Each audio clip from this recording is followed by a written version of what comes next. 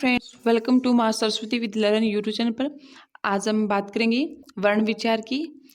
यह topic Rajasthan high court 4th grade के लिए इम्पोर्टेंट है और हिंदी का पहला ही टॉपिक है। इसमें से आज हम हिंदी के PY क्वेश्चंस पढ़ेंगे, जिसमें हम ध्वनि व्यवस्था, वर्ण वाला ये कवर करेंगे। चलिए स्टार्ट करते हैं। कर, बैठ, चल आदि धातु प्रकार है। तो ये किस धातु की प्रकार है? ये मूल धातु है। मूल धातु की पहचान हमेशा तू होती है। ठीक है, कोई भी शब्द दिया हो ना, उसके पीछे हम तू लगा कर देखते हैं तो उससे पहचान होती है मूल धातु की। इसकी व्याख्या देखते हैं। हिंदी क्रिया के साथ तू का प्रयोग कर मूल धातु की पहचान की जाती है। जैसे करना, बैठना, हिंदी की क्रिया को तू कर, तू बैठ आदि। ठीक है, तो इससे पता चलता है कि ये मूल धातु है। आगे देखते हैं, हिंदी वर्णमाला में कितने स्वर होते हैं? तो 11 स्वर होते हैं। कौन कौन से होते हैं वो भी देखते हैं हम। ए होता है, आ, ई, यहाँ पे छोटी ई आएगी। ठीक है, सीधी आएगा। ठीक है, और बड़ी ई, ऊ, ए, ऐ, ओ, औ। ठीक है, और री होता है। ये सब क्या होते हैं? ये 11 स्वर होते हैं। हिंदी वर्णमाला में संयुक्त स्वर कितने होते हैं? तो संयुक्त स्वर कितने होते हैं? ये होते हैं 4 होते हैं। कौन कौन से होते हैं? तो हिंदी वर्णमाला में 4 स्वर है। जैसे ए, ई, ऊ, री, संयुक्त स्वर 4 है ये। ठीक है, ए प्लस ई ए बनेगा, ए प्लस ए का ए बनेगा। ठीक है, ए प्लस ऊ का ओ बनेगा। यहाँ पे ए प्लस आ नहीं आएगा। ठीक है, यहाँ पे क्या ए प्लस में ऊ आएगा, फिर इसका क्या बनेगा? ओ बनेगा। आगे क्वेश्चन देखते हैं। हिंदी वर्णमाला में मुख्य स्वर कितने हैं? तो मुख्य स्वर कितने होते हैं? ये 4 ही होती हैं। और हिंदी वर्णमाला में स्पर्श व्यंजन कितनी होती हैं? तो ये 25 होते हैं। इसकी व्याख्या देखते हैं। तो हिंदी वर्णमाला यानी देवनागरी लिपि मानक वर्णानुसार में स्पर्श व्यंजन 25 होते हैं। क से मैं तक। ठीक है, तो क वाली लाइन में 5 होते हैं और क से मैं तक पूरी लाइनों में कितने? 5 5 यानी 25 हो जाएंगे। और यह रह ये 4 अंतस्थ व्यंजन होते हैं। ठीक है, और स है ये कितने हैं? उसमें व्यंजन होते हैं। इस क्वेश्चन में हमें सिर्फ ये पूछा है कि कौन से स्पर्श व्यंजन पूछे हैं, तो ये 25 हो जाएंगे। अगर हमें पूछे अंतस्थ व्यंजन कौन से होते हैं, तो ये रह होता है। और उसमें वर्ण कौन से होते हैं? तो स है होते हैं। ये दोनों 4 4 होते हैं। हिंदी वर्णमाला का 11वां व्यंजन कौन सा है? तो कौन सा होता है? ये तय होता है। इसमें नासिकीय व्यंजन कौन सा है जो नाक से बोला जाता है? वो कौन सा है? मैं होता है। ठीक है, बोलकर देखेंगे तो ये नाक से बोला जाता है, मैं। ठीक है, और तालव्य वर्ण कौन सा है? ये भी पूछ सकते हैं हमसे।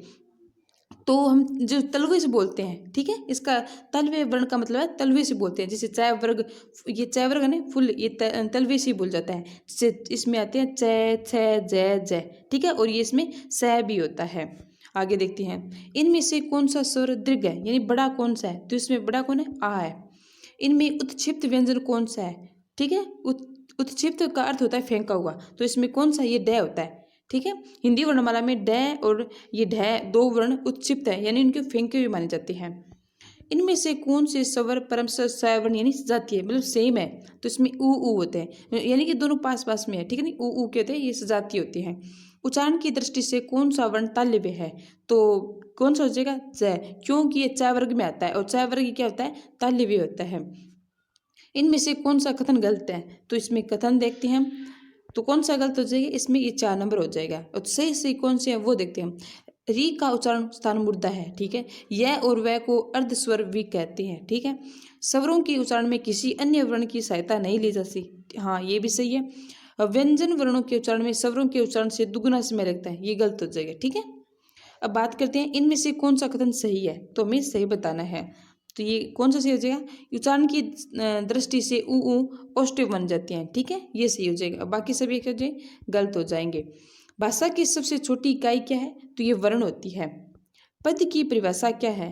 तो पद की परिभाषा क्या है? वाक्य में प्रयुक्त शब्द पद कहलाते हैं। इनमें से देश शब्द कौन सा है? तो ये घाघरा, ये देश शब्द है। री में अर में बदलता है, री है वो अर में बदलता है। तो ये कौन सी संधि में बदलता है? तो गुण संधि के अनुसार री है वो अर में बदलता है। आगे देखते हैं, निम्न में से कौन सा नासिकीय व्यंजन है जो नाक से बोला जाता है? कौन सा हो जाएगा? ये नया हो जाएगा। निम्न में से उत्क्षिप्त व्यंजन कौन सा है? मैंने कहा था ना, उत्क्षिप्त व्यंजन का अर्थ क्या होता है? ये फेंका हुआ। ठीक है, तो इसमें ये अड़ा हो जाएगा। निम्न में से कौन अलग प्राण नहीं है? ठीक है, इसमें अलग प्राण कौन सा नहीं है? इसकी ख नहीं है, बाकी सब अलग प्राण है। ये देख सकते हैं, ग, च, द हो जाएगा।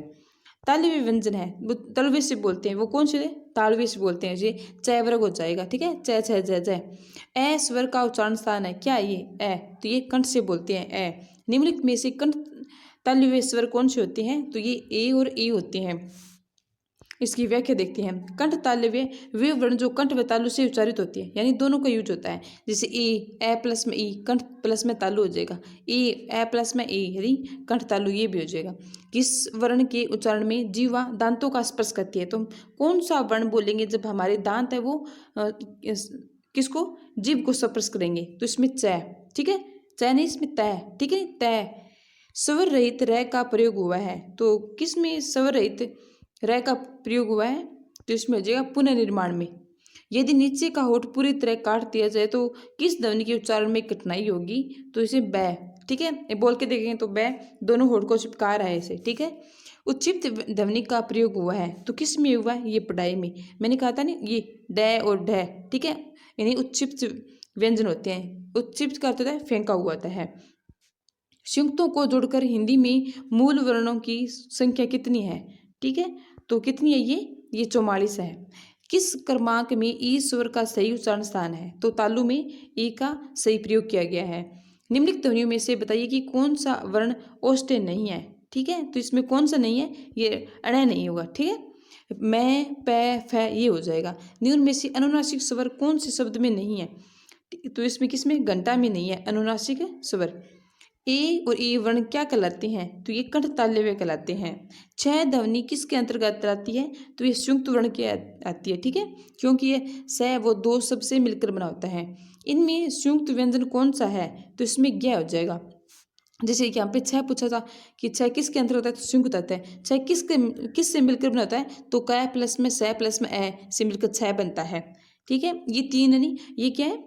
ये संयुक्त व्यंजन है। जो छह, त्रे, ज्ञ, ठीक है। त्रे होता है वो तय प्लस में आधा तय प्लस में रे, फिर इसमें ए मिलाएंगे, त्रे बनता है। ज्ञ, जय और अणय से मिलकर, ठीक है, ये ज्ञ बनता है। वर्ण कितने प्रकार के हैं? तो वर्ण कितने होते हैं? 2 प्रकार के होते हैं। ज्ञ किसके योग से बना होता है? तो हमने ऊपर देखा ना, ये जय प्लस में अणय से मिलकर बना होता है। और छह वो क प्लस में स से, और त्रै वो तय प्लस र से बनता है। किस क्रमांक में सहघोष व्यंजन है? तो किस क्रमांक में है? य और र में क्या है? सहघोष व्यंजन है। किस क्रमांक में अंत्यस्थ व्यंजन है? तो र और ल में क्या है? अंत्यस्थ व्यंजन है। किस क्रमांक में स्पर्श व्यंजन नहीं है? तो इसमें स और ह में क्या है? स्पर्श व्यंजन नहीं है। स्पर्श व्यंजन कौन कौन से हैं? जी क, ट, त, प वर्ग होते हैं, ठीक है नहीं। जैसे क्या कहा गया था, यानी ये इनका पूरा वर्ग में क्या आता है? स्पर्श व्यंजन में आता है, ठीक है। क पूरा वर्ग, यानी क ख ग ये ट ट ठ ये पूरी वर्ग में आते हैं। प और फ का उच्चारण स्थान है, तो ये क्या है? ये ओष्ठ्य होते हैं। पीवाई क्वेश्चंस का यही मतलब है, आप पढ़ने का मतलब आपको पता चल जाता है कि किस टाइप के क्वेश्चंस आ रहे हैं। किस क्रम में अघोष व्यंजन है? तो स और स में क्या? अघोष व्यंजन है। किस व्यंजन के उच्चारण में जीवा तालु से नहीं टकराती है? तो किस में नहीं टकराती है? घ में, ठीक है नहीं, ये घ घड़ी वाला है। किस क्रमांक में अंत्यस्थ वर्ण नहीं है? तो ये पै में नहीं है। किस क्रमांक में मूल स्वर है? तो किस में है मूल स्वर? ये देखते हैं, तो इसमें हो जाएगा ऊ में हो जाएगा। किस क्रमांक में मूर्धन्य व्यंजन है? मूर्धन्य ये टै में हो जाएगा। किस क्रमांक में अघोष व्यंजन है? तो ये तय और टै में अघोष व्यंजन है। किस क्रमांक में अंत्यस्थ व्यंजन है? ठीक है, तो ये य और व में है। अंत्यस्थ व्यंजन कौन से होते हैं? ये 4 होते हैं। मैंने कहा था ना ऊपर आपको, ऊपर वाले क्वेश्चन में य र ल व को अंत्यस्थ व्यंजन कहा जाता है। किस क्रम में सहघोष महाप्राण का कल्य व्यंजन है? तो ये किस में हो जाएगा? है में हो जाएगा। किस क्रम में ड व्यंजन के लिए एक स्टिक बात कही गई है? ठीक है, इन्हें हम उत्क्षिप्त मूर्धन्य व्यंजन कहते हैं, ड और ड़ और ढ को। आगे देखते हैं, ये क्वेश्चन बहुत बार आ चुका है, कितनी बार रिपीट हुआ है आप देख सकते हैं। और पीवाई क्वेश्चन हमें हर एग्जाम में क्वेश्चन रिपीट होते हैं। किस क्रम में विवर्त स्वर है? तो किस में है? ये आम में है। उच्चारण के कालमन को क्या कहा जाता है? तो इसे मात्रा कहते हैं। अब हम देखते हैं इसमें से क्वेश्चन आ सकता है। जैसे मात्रा किसे कहते हैं? तो उच्चारण के काल के मान को कहते हैं, मात्रा कहते हैं। संधि क्या होती है? परम सिर 2 वर्णों के मेल से उत्पन्न विकार को संधि कहते हैं। समास 2 शब्दों के मेल से बने संक्षिप्त वर्ण को क्या कहते हैं? समास कहते हैं। व्यंजन स्वर के सहयोग से बोली गई ध्वनि को क्या कहते हैं? व्यंजन कहते हैं। आगे देखते हैं, जिस स्वर के उच्चारण में 2 मात्राएं लगती है उसे क्या कहते हैं हम? तो उसे हम गुरु स्वर कहते हैं, यानी बड़ा हो जाता है। 2 मात्राएं लग जाती है वो बड़ा हो जाता है, ठीक है, जिसे हम गुरु स्वर कहते हैं। बराइये प्रयत्न के आधार पर व्यंजन के कितने भेद है? तो कितने भेद है? 2 है। कौन कौन से? अल्पप्राण और महाप्राण होते हैं। किस क्रम में तालव्य व्यंजन है? जो तलवे से बोलते हैं, हम तालवे से बोलते हैं, वो है चैवर्ग है। ठीक है, च से ज ज अण होता है। किस क्रम में अघोष व्यंजन नहीं है? तो इसमें य में अघोष व्यंजन नहीं है। किस क्रम में उसमें व्यंजन नहीं है? तो किस में नहीं है? ये द में नहीं है।